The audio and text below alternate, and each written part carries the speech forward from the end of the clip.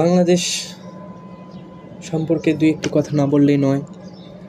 ISKCON এবং ভারত আমাদের বাংলাদেশকে তাদের একটি প্রদেশ মনে করে।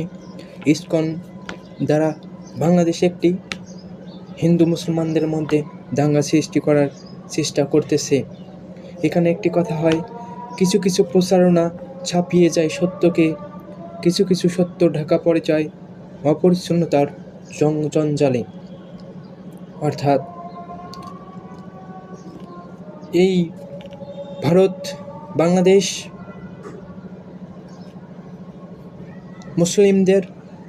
মুসলিমদের রক্তে গড়া হাজারো শহীদের বিনিময়ে আমরা এই অখণ্ড ভারত বাংলাদেশ পেয়েছি।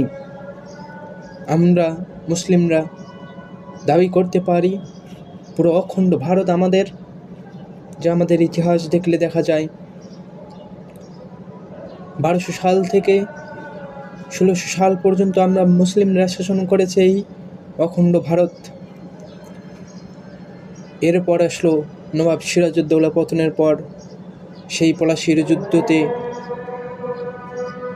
ব্রিটিশদের সাথে পরাজিত হয়ে ইংরেজরা ক্ষমতা দখল করে নেয়।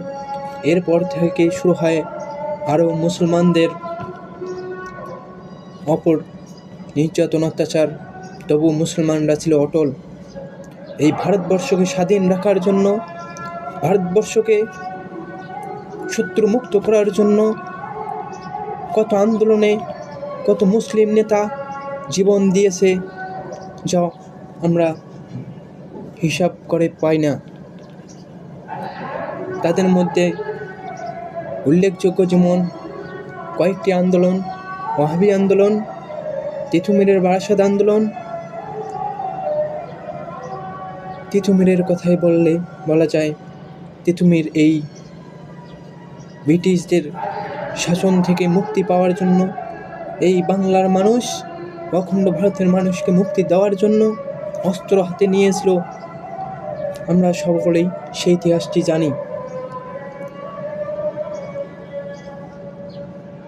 সেই ইতিহাস আজ আমরা ভুলে যাচ্ছি কালক্রমে।